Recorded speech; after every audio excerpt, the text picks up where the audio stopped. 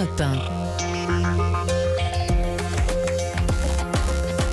Les experts européens sont avec nous. André Lezecrouc-Pietri pour les nouvelles technologies. Bonjour André. Bonjour Dimitri. Vous allez nous raconter la grande histoire des drones. Le premier a volé en 1916. Le saviez-vous, mon cher Vincent? Non, j'ignore tout. C'est une longue histoire. Mais d'abord, Vincent Hervouet avec vous, l'international.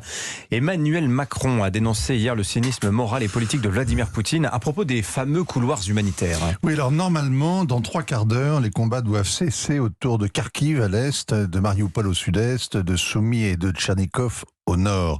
Dans ces 4 villes, des civils sont en train en ce moment de quitter leur maison sans savoir quand ils reviendront et ils attendent depuis jeudi de s'embarquer pour l'exil. Jusqu'au dernier moment, ils ne seront pas sûrs d'y arriver. Le brouillard de la guerre entoure un cessez-le-feu. C'est fragile, le diable se cache dans les détails. À Mariupol, la Croix-Rouge qui organisait l'opération s'est rendu compte dès le premier poste de contrôle que les réfugiés n'iraient pas plus loin. La route était minée. Hier, à Kharkiv, ils ont été pris sous des tirs. Ils ont rebroussé chemin. Ailleurs, l'itinéraire de fuite, l'heure, les systèmes de communication n'étaient pas clairs. Les civils sont les vraies victimes des guerres modernes et leur évacuation est une sorte d'évasion. Alors l'armée russe a particulièrement mauvaise réputation en la matière. À Grozny, elle a traité les habitants comme des rebelles dont il fallait briser le moral. En Syrie, à Alep, elle a systématisé un procédé, bombardé les civils, puis concédé un sauf-conduit humanitaire, provoqué ensuite l'incident qui leur a interdit de fuir, proposer alors de nouvelles discussions pour que la rupture soit reprochée aux assiégés et recommencer à bombarder. Jean-Yves Le Drian a démonté le système hier et il se demandait s'il était enseigné dans les écoles de guerre russes.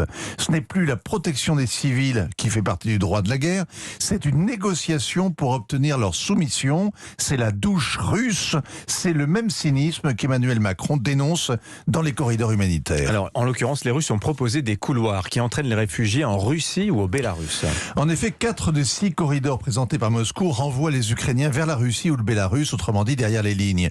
Ils prétendent qu'il s'agit seulement d'assurer un passage rapide vers une zone sûre et qu'ensuite les civils iront où ils voudront, alors que les Ukrainiens utiliseraient selon eux des boucliers humains.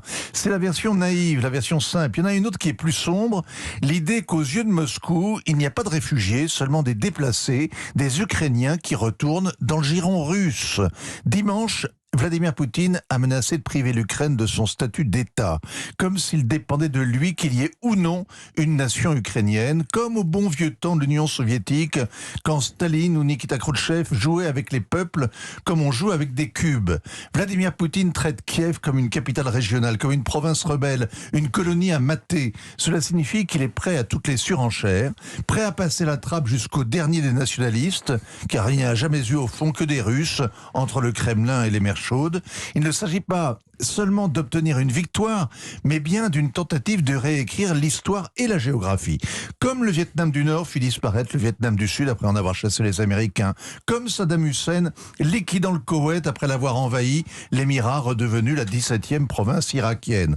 Vladimir Poutine ne se contente pas de mettre un coup d'arrêt brutal à l'expansion de l'Occident qui menaçait ses arrières.